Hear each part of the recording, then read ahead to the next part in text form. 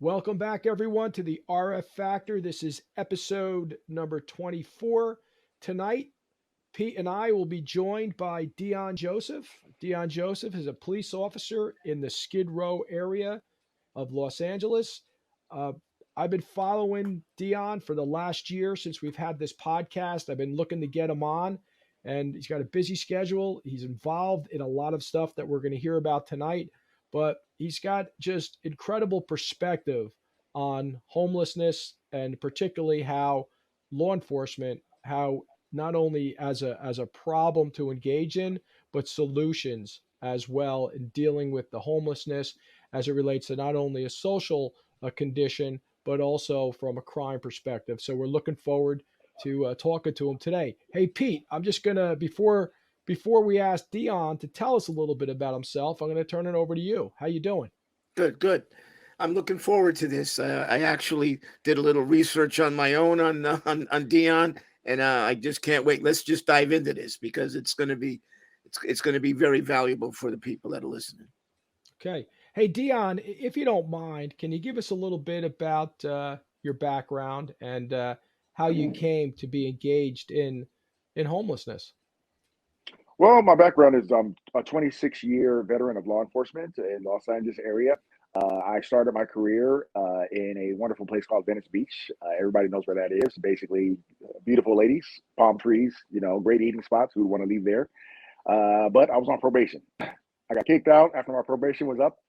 Became a full-fledged police officer, and I ended up in a place called Skid Row. And I have worked there for 24 years of my career, minus 1 year where I went to go work with children in South LA. Wow. And it as a police officer, I worked as a basic patrol officer, training officer, an undercover officer, working undercover in Skid Row. Really, really opened my eyes. I got a funny story about that, but about to the reality of what was happening underneath in the underbelly. And then I came back as a training officer again, and then I became the senior lead officer in charge of the safety of the people of Skid Row. And that's been going on for the last 17 years. But on top of that, off duty, I do public speaking, I do consulting, I go talk to agencies about homelessness, community policing. I'm an author. I wrote a book a few years ago, which Awesome. surprisingly did okay. And now I just like sharing my thoughts on policing, on homelessness across the country. And the reason why I'm doing it now, I don't want to wait till I retire because things are so bad right now that if I wait another 5 years, if I don't become one of many amplified voices trying to swing the pendulum back right now in real time, we're going to lose our country as a whole. And that's why I am so outspoken and I love doing what I do. Wow.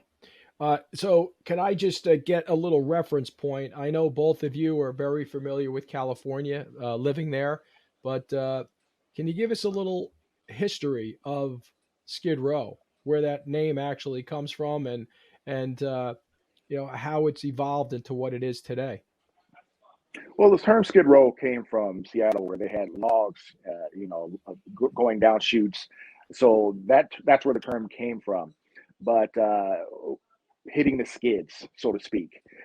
So Skid Row in Los Angeles area, you know, it had always been around. They started out as little hotels that would house derelicts and alcoholics, and it was one of the first places that had shelters, okay, shelters for homeless, and it attracted a lot of people's homeless. And it was funny because the demographic back then, it was mostly white males and pretty much a mixture of everybody.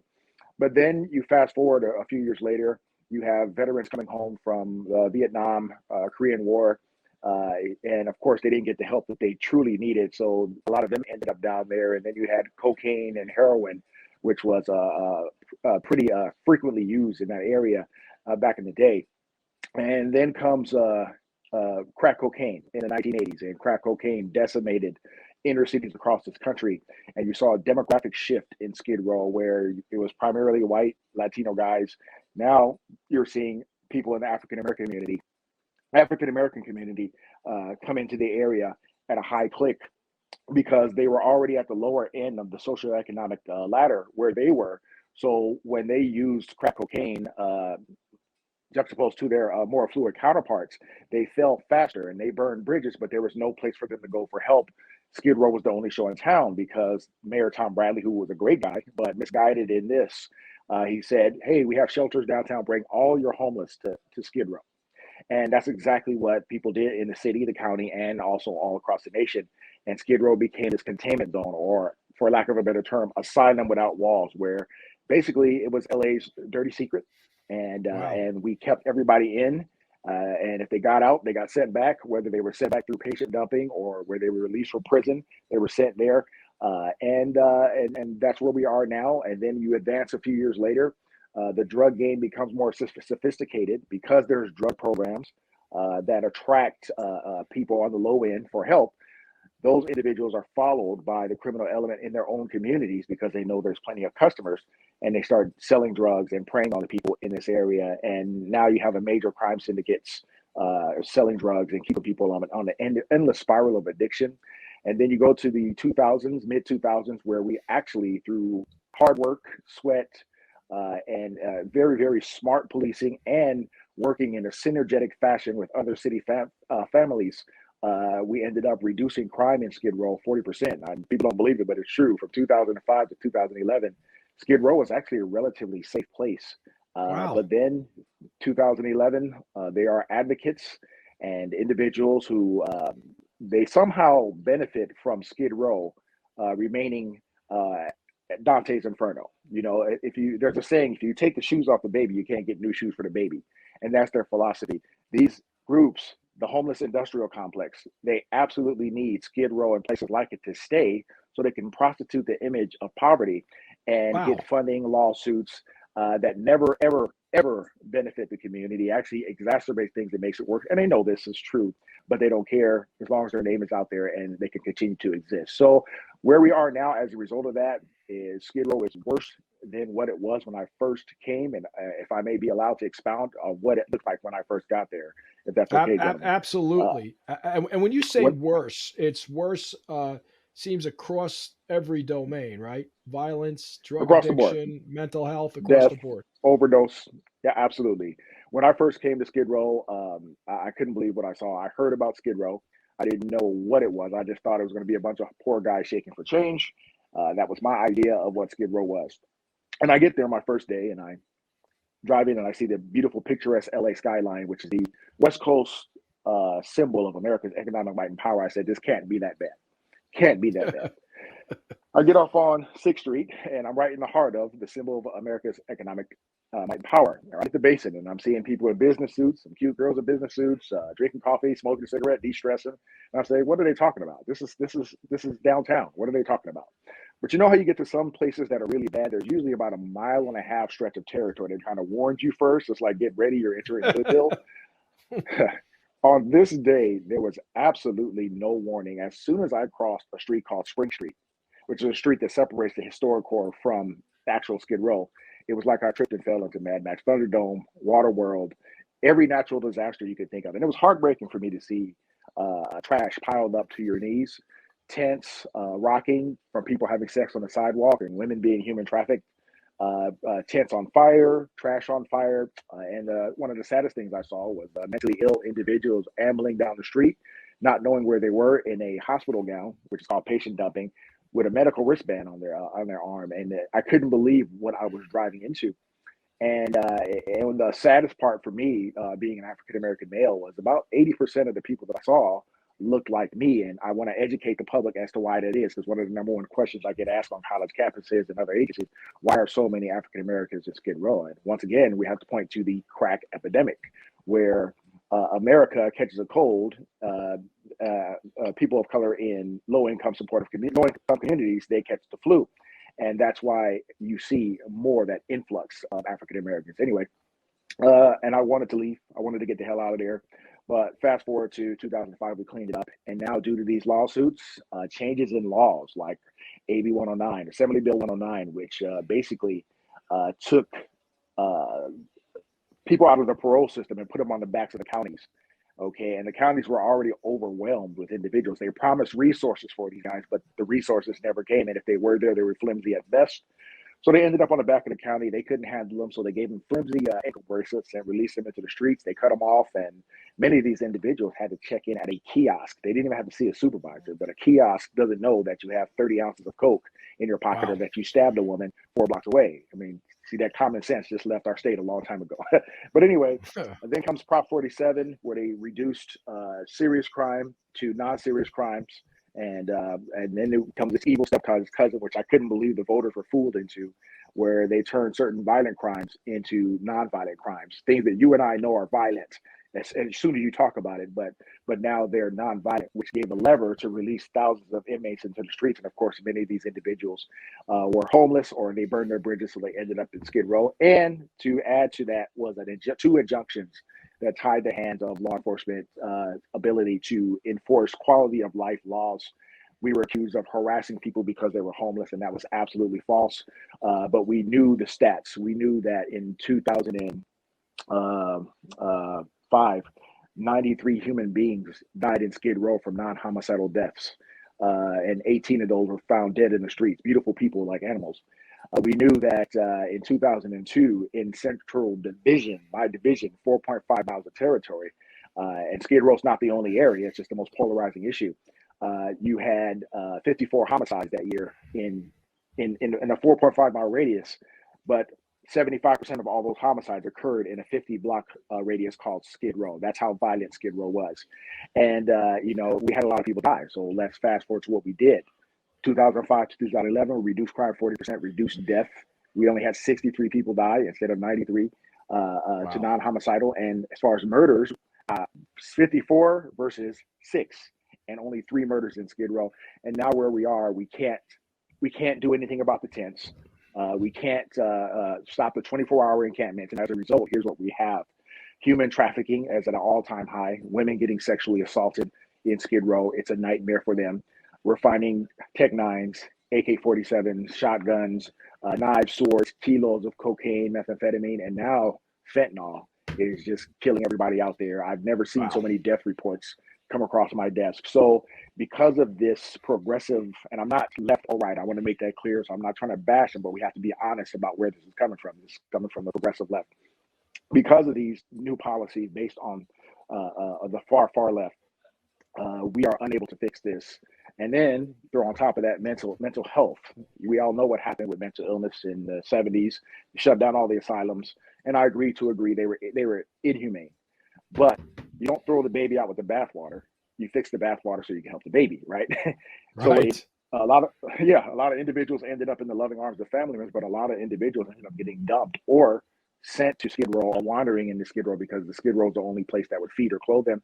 And as a result, I would say about 65 to maybe 70% of the people there struggle with some form of mental illness or somewhere they're on the spectrum. Mix that in with dual diagnosis and drug addiction, and now you have a party. So that's where we're at with Skid Row. It's a very, very dangerous place right now. And it's tragic. So Deon, I'd like to pick up on something you mentioned a minute ago about the tents. We have the same problem here in San Diego. There's all these tent cities along the sidewalks that go on for blocks. And there's been a lot of money that's been made available to create shelters for the homeless. And every once in a while, there'll be a police operation where they try to come in and clean out the tents and clean up the streets there, but they can't get them to the shelter. They refuse to go to the shelter. So, what do you do about that? Well, first we have to recognize the root cause. And one of the phrases I hate over the last 2 years is let's go find the root cause. Well, the root causes our detractors are stating are absolutely false. The reason why most individuals won't go to a shelter, and you understand that many of these homeless are coached by advocates to say, oh, we don't like the shelters because of abuse. We don't like the shelters because we're going to be victims of theft and things like that. But they're coached by the advocates to say that.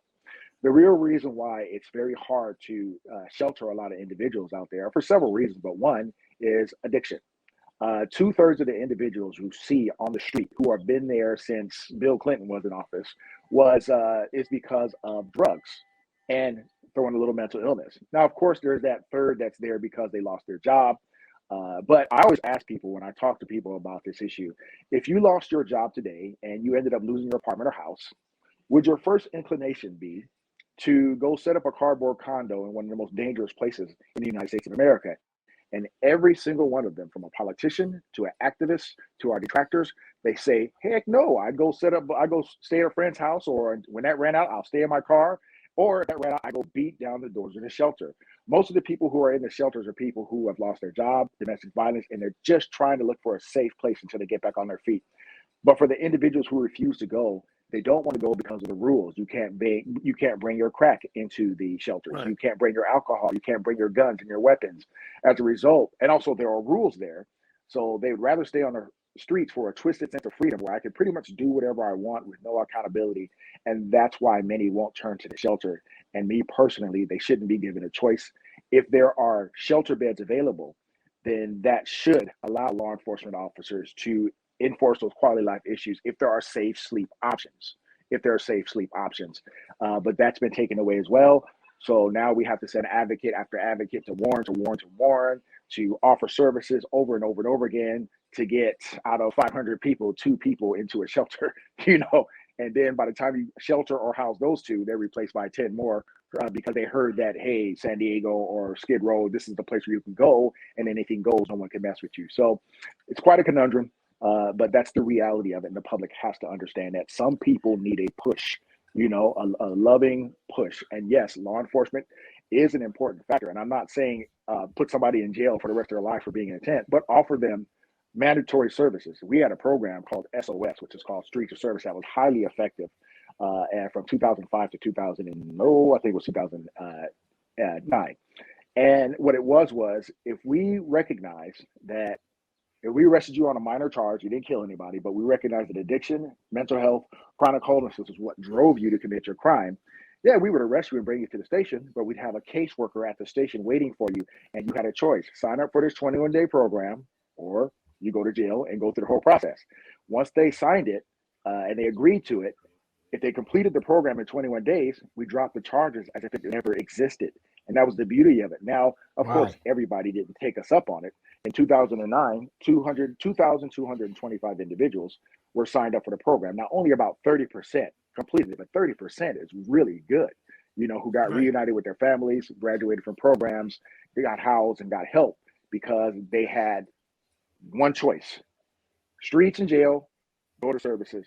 And it actually was very effective. So we used enforcement to actually save people's lives and help people. So what we're seeing here, and let me know if you see the same thing. We see certain groups of homeless abandoning the tent cities and moving out under the highways, in the brush off the sides of the highways. They're at cold nights, they're starting campfires that spread into wildfires. And just about every week, you listen to the morning news, and there's been a pedestrian crossing the major highway 3:00 in the morning, hit and killed, and 9 times out of 10, it's a homeless person. Are you seeing the same dynamic happening in your area? Absolutely. It's pretty much the same everywhere you go. I said in 2007, as Skid Row goes so does the rest of the country. And we're seeing that as encampments start to grow, you'll notice the criminal element coming in to supervise the operation, because there's no doubt there's going to be drugs, there's going to be needles, there's going to be drug dealers. And what happens is, for the new face that comes and tries to set up and in an encampment area thinking it's safe, they're going to get assaulted, they're going to get raped, or they're going to get taxed to live on the sidewalk, or they're going to be forced to sell drugs. And those individuals are like, I didn't sign up for this.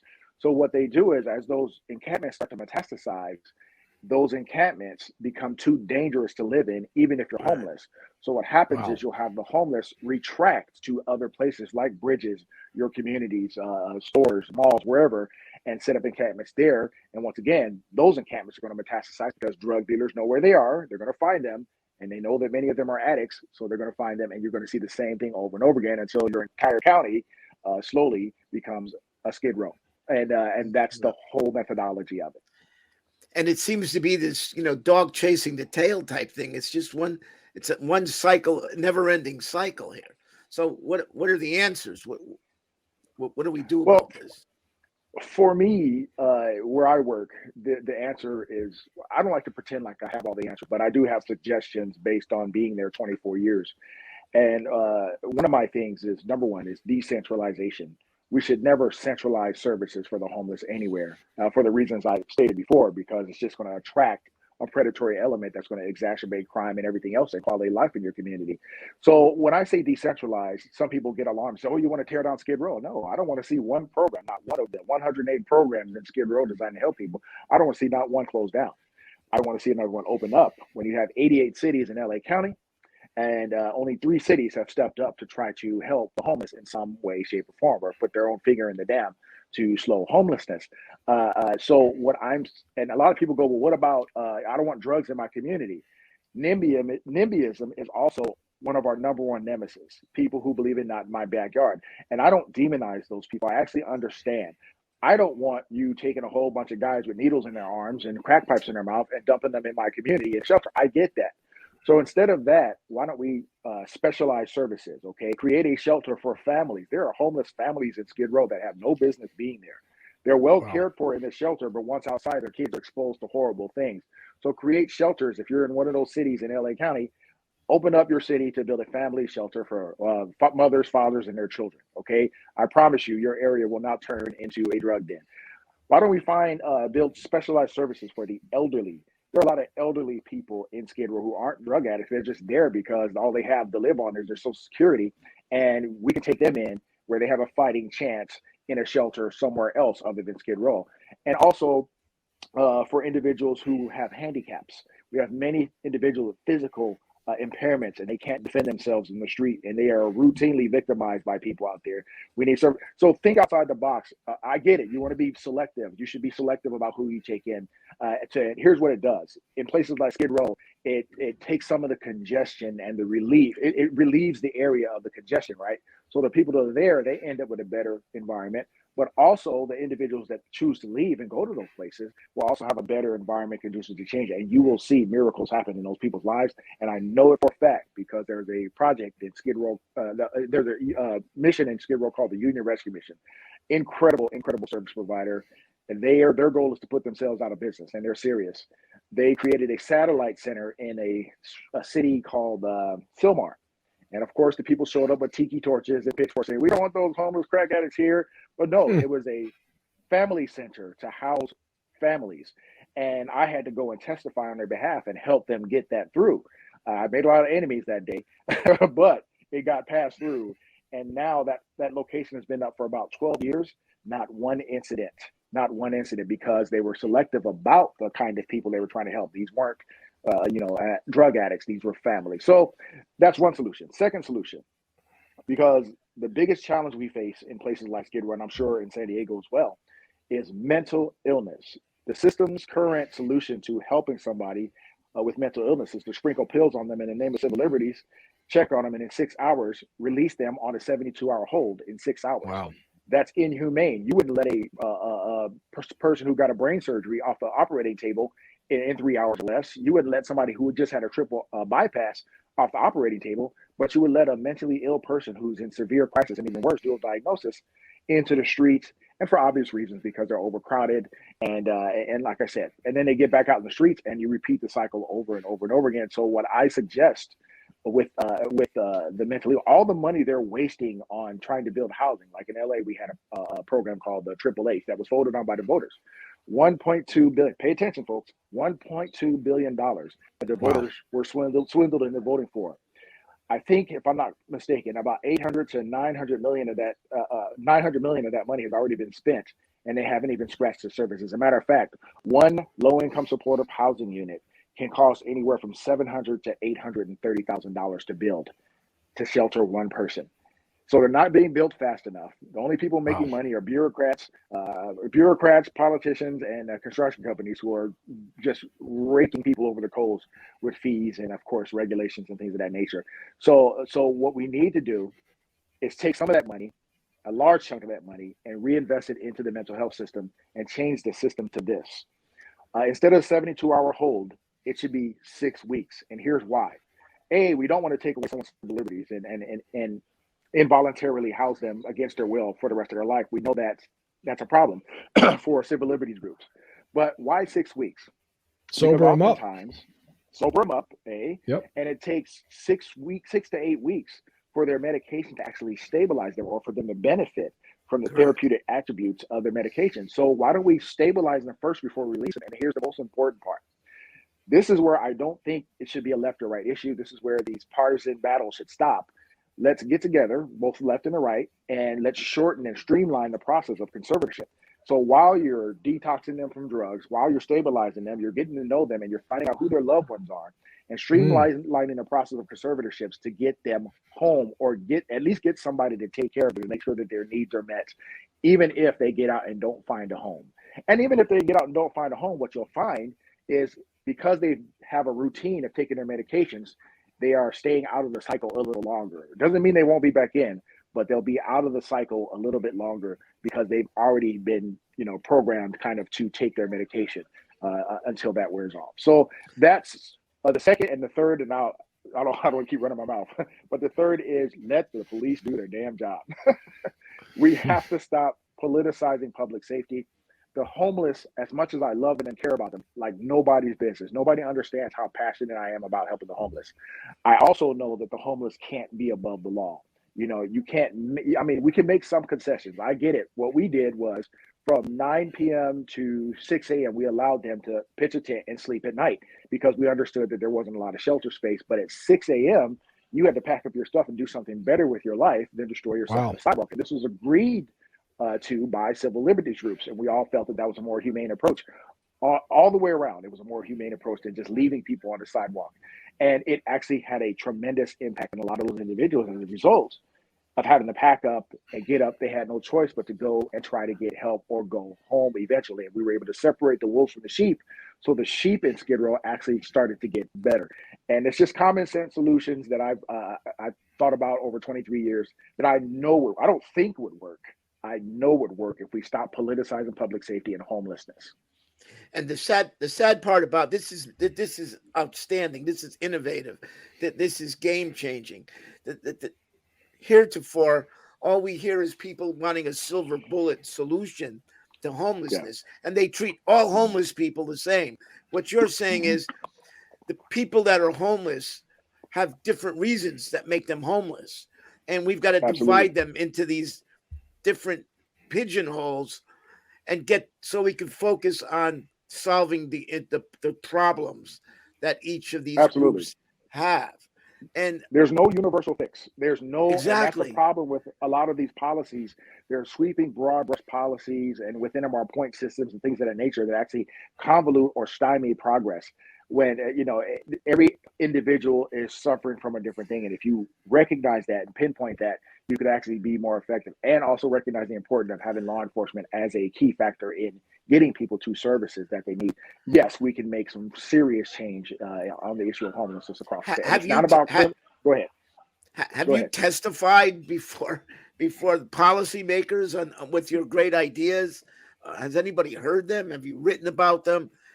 Who needs to hear these? Who needs to listen to you?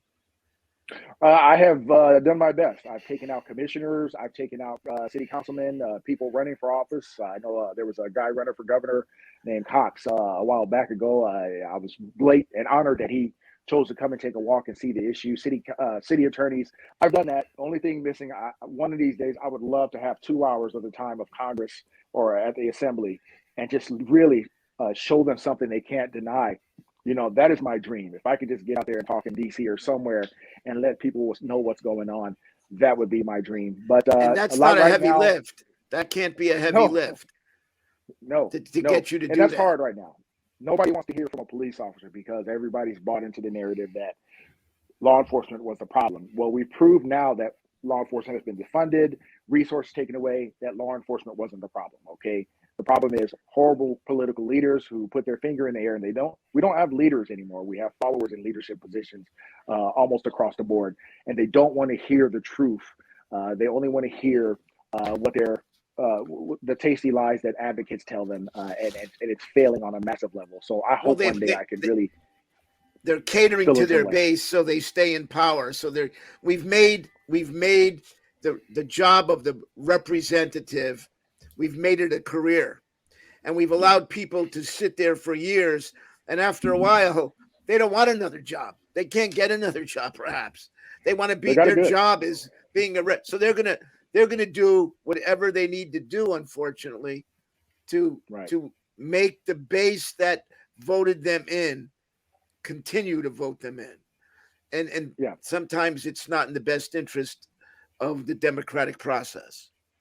Exactly, exactly. And like I said, that's one of my prayers is one day I can stand in front of DC and they can not see a police officer giving a police perspective, but see a human being who cares about the homeless community and the mentally ill like nobody's business, who happens to be a police officer.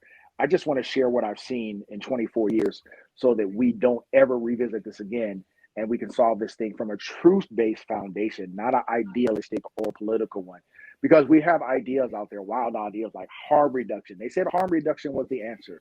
Harm reduction has failed out of the gate.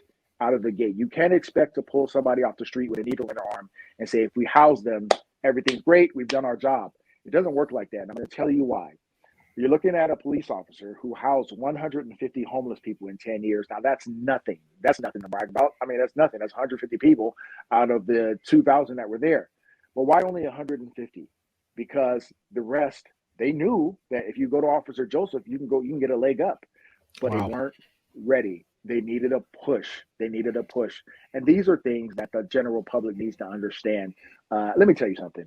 One of the most heartbreaking things that I deal with is when families call me, because a lot of these individuals you see on the street, they aren't really homeless. They have a place to Right. go. It's just due to their addiction and things of that nature. They're in the streets and they can't go home because they're not clean. I'll have on average 5 times out of the week, I'll get a call, a message on social media. Hey, this is my son, this is my daughter, this is my nephew, my uncle, my grandfather. Can you help me find them? I think they're in Skid Row. And many times I was able to reunite families. And the saddest story I ever saw was regarding that was a mother and an aunt who flew in from Baltimore, Maryland to find their son because his father passed away and his father actually left him a property in Baltimore. Wow. And they were looking for about a week, and people in Skid Row said, "Go see Officer Joseph." I mean, literally, Skid Row tells people to go see me. I love that. And sure enough, I was able to find him. And when I reunited him, I'm thinking, okay, by the grace of God, they're going to talk. He's going to go home. He can smoke crack in Baltimore if he wants, but he has his own house to do it in. He declined, and the mother and aunt left disheartened. And 2 weeks later, he was stabbed. He nearly passed away. But it's addiction and the access to it, and that's keeping many people from getting their lives back. And as long as you basically decriminalize everything, you are basically enabling people to continue to destroy themselves. And that's not political. That's just the butt naked truth, as my dad used to say. Deon, one of my jobs at ATF, I was the head of congressional affairs for ATF. I spent a lot of time on Capitol Hill, so I still got some contacts in that area, and I'm going to make sure that they see this podcast for the very reason that we just spoke of. You need people. I just need 2 hours of their time, and I guarantee you. I'm going to make sure that the people I know get this. But before we run out of time, tell us the story of your training officer taking you through Skid Row years ago when you first started out. I guess he was a Caucasian police officer. Tell us about that. Well, I love telling this story because I'm tired of the narrative that white police officers can't police in Black communities. Right. That is the most racist thing I've ever heard. It's not the color of your skin, it's what's in your heart. And this is a story about that. And it's actually Venice Beach. And he worked in a Black community in Venice Beach. This was a department legend, a legend. He arrested 2,300 people in Oakwood, a Black community. And you would think, oh my God, these people are going to hate me as soon as I show up. I'm going to get called an Uncle Tom, a Sambo, and all this stuff. So we're driving through the community. I couldn't believe that people were yelling out from the rooftops, yelling from their windows. Hey, Snowden. His name was Bill Snowden. Hey, Snow, God bless you, man. Hey, thanks for helping my cousin. Hey, man, God bless you, man. I'm doing real well. I'm sitting here like, oh my God, is this white guy so corrupt that people are just afraid of him and they say hello? It just blew my mind. And he saw the look on my face. And I pull over. He says, "You look like you got something on your mind, son." I said, yeah, you arrested half these people here. Why do they like you? I don't understand it. And he said this. He said, Deon, we work in a very dangerous community. The people here know why we're here, and they know we're needed. What they want is whether we're responding to take a report, counseling them, or taking them to jail. What these people want is for us to treat them with decency and respect. And young man, as long as you're working with me, you will treat everyone we contact with dignity and respect. And I love that because that affirmed who I was anyway. I realized I didn't have to be an Adam Henry, and you guys know what Adam Henry means, to be a cop. I can be a decent person and police these streets, and he reaffirmed that in my life. And years later, I would sometimes email him police reports and news articles about it. He said, "This is because of you. You created this monster, brother." And now I'm the guy walking the streets, getting hugs and kisses.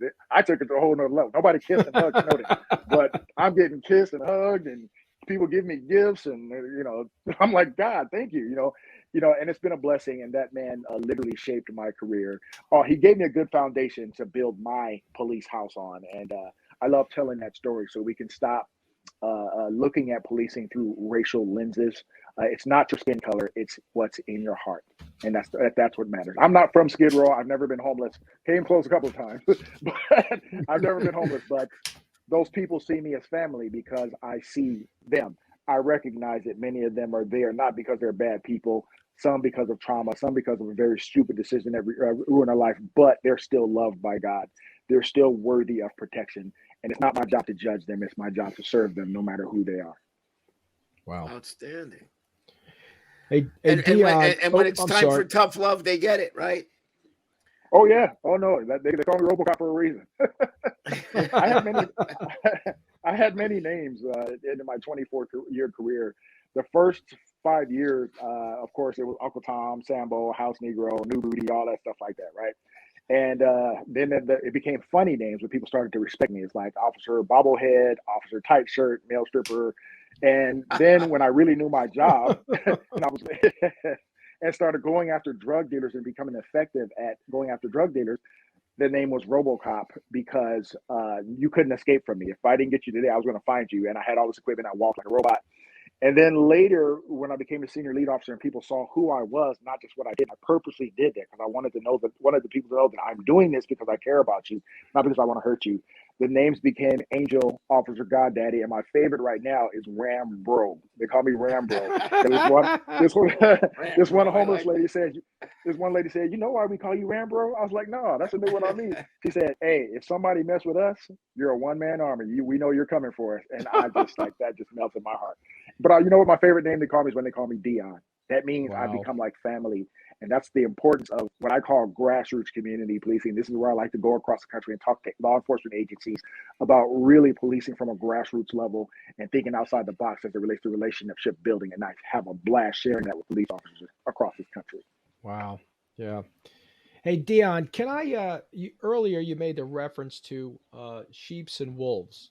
Can we spend a little time on the wolves? It's hard for me to get my arms around the organized crime piece to Skid Row because in my not being naive, I'm thinking, well, how does organized crime survive? Like, where's the money aspect of it? So, can you speak to how that all functions in Skid Row and Okay. how?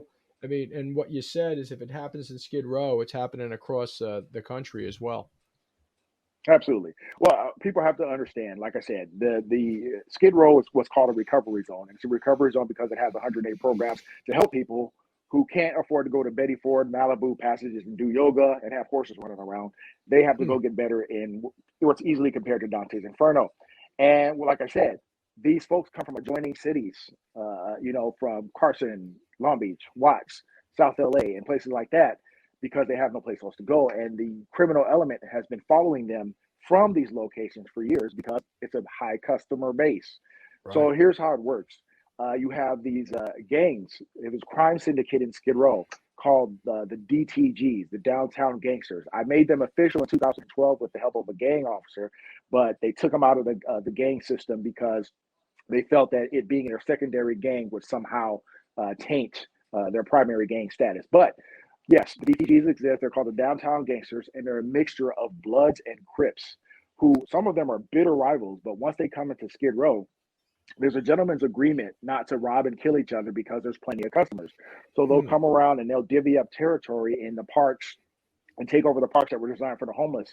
And they divvy up territory and they say, okay, Grape Street, you can have these blocks. Okay, Bounty Hunters, you can have this over here. And then they all meet up at the park and count their money and then go back home.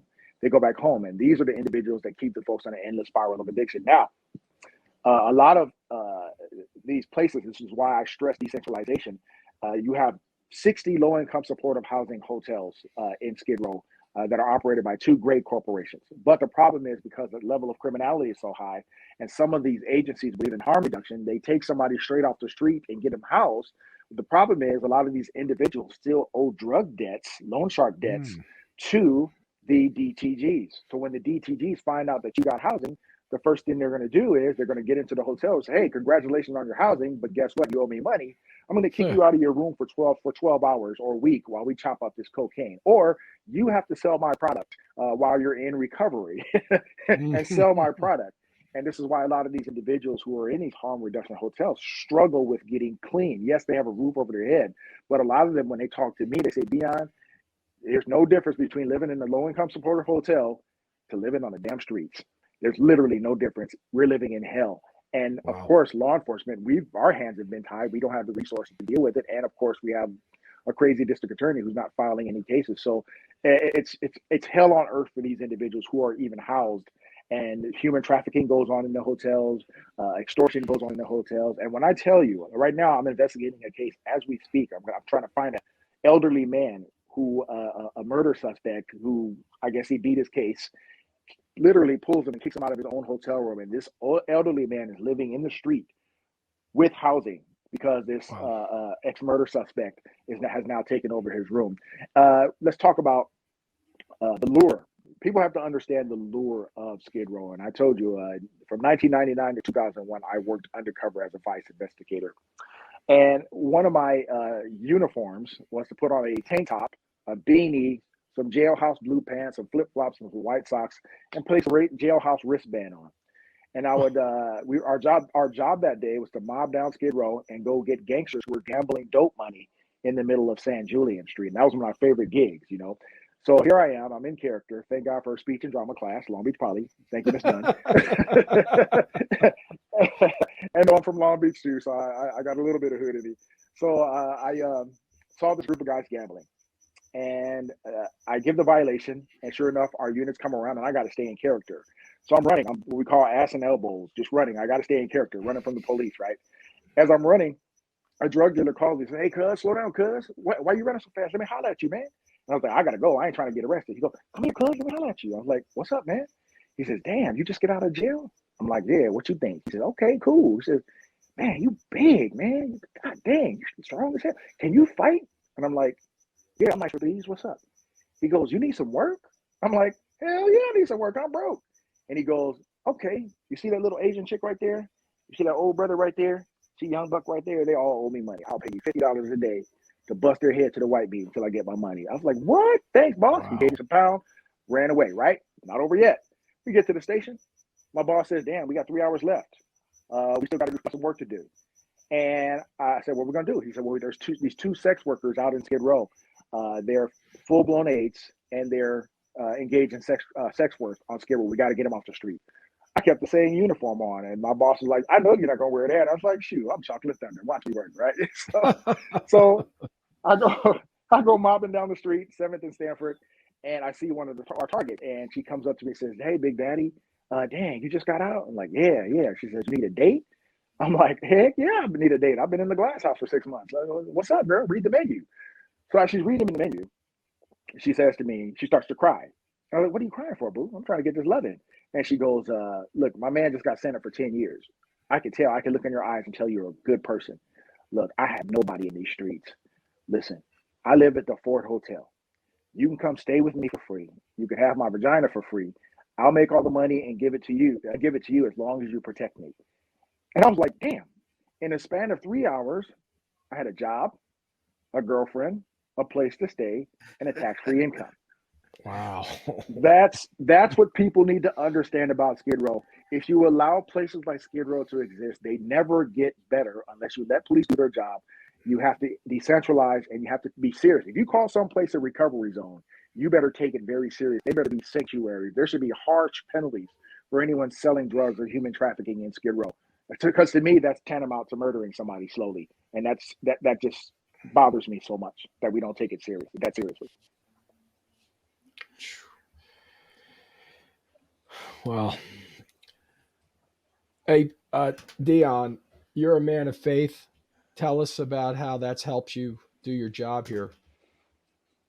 If it wasn't for my upbringing and my parents putting, I'm not ashamed to say it, Jesus in my heart, and adopting his ways. Of course, I can't police in the name of Jesus Christ, but I believe the way I police and serve people pleases my Father in heaven. And I couldn't have survived the tragedies that I've seen over the past 24 years mentally, if it wasn't for me falling back on my every morning before I get out of bed. I say a prayer. I say, God, I'm going to see some horrible things today. Lord, can you make me strong as a lion where I'm weak, where I would cower? Because cops are human beings. We have fears. Please give me the courage of a honey badger. I love honey badgers. I say, well, and now that I'm in my late 40s, I say, Lord, where I'm broken, heal me in times of distress, because I'm not the young 23-year-old beast I used to be. And when I and I just ask God to let me be a vessel of love. I want to show people of Skid Row love from a place that they've been indoctrinated not to expect or told not to expect it from. Because I get that from my parents, watching them show a godly love to 41 foster children who came from abused backgrounds, neglected, sexually abused, physically abused, malnourished. And these kids didn't expect love from an adult.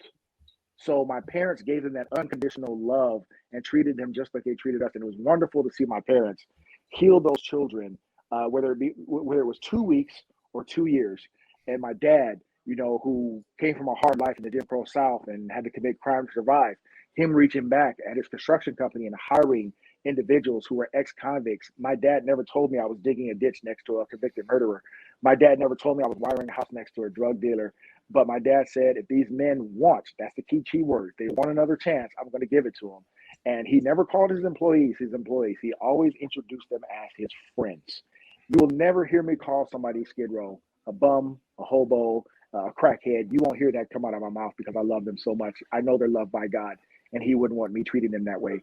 But just like God, sometimes God has to throw his weight around to get you where you need to be. And I try to use the law to create an environment conducive to change so that the influence of the wonderful service providers there can be stronger than that of the criminal element. And yes, deep down inside, it's my faith that drives me and keeps me from never, ever giving up on these people. And I'm going to tell you right now, it's so hard.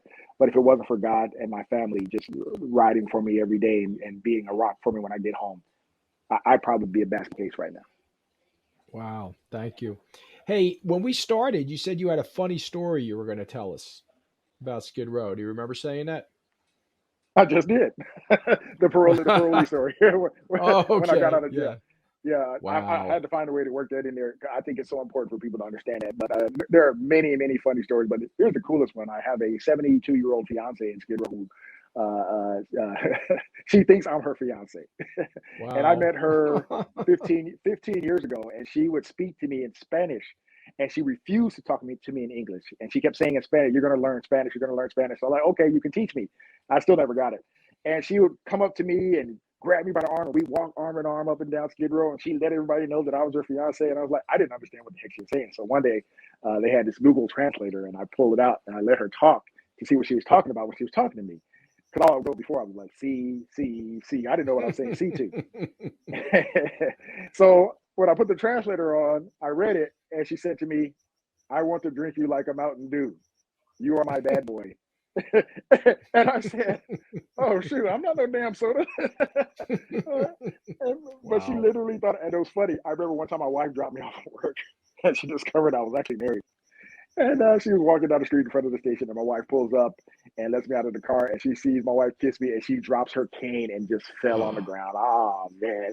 So for weeks I was like, "Forgive me, more, forgive me." But these are the relationships that I love to establish down in Skid Row, and it's just when I retire, I have some wonderful stories to tell my grandkids, and so many wonderful memories that kind of help smooth over the bad and the horrors and traumas that I've seen over the years. So God bless the people of Skid Row. They're really wonderful people. Deon, I can't thank you enough for this conversation. We usually ask a question about relentless follow up, but I think in the last hour, you've explained the value of following up with the community. Uh, I know Pete's got a question for you. I'm going to turn it to him here. So Deon, we mentioned that this is the 24th RF Factor podcast that we're doing, and I would say for at least 90% of the ones that I've been involved with, I would ask the guests this very same question. And I can't wait to ask you this question because I can't wait to hear the answer. Machiavelli, in his book, The Prince, posed a question. You may have heard it before. He asked, is it better to be loved or feared? And I'd like to hear your answer to that question. Ooh, my answer to that is both. I want those who are trying to get their lives better and get their lives right and just get off the endless spiral of addiction and reunite with their loved ones and get their lives back. I want them to know that I love them, and I want them to love me because I want them to know that when I act, it's because I'm doing it for you, not to you. And yes, I want the justice system to back me so that the criminal element that's preying on these beautiful people can fear not me per se, but the law. Because if you mess with these people, these beautiful people that I serve, every time you do, you're going to have a 270-pound legal problem on your hand. And I'm coming for you. And so it's a combination of both. I don't want to be feared per se, but I want the support of the justice system to put fear in the hearts of the criminal element that there are consequences for these actions. There are consequences for raping women.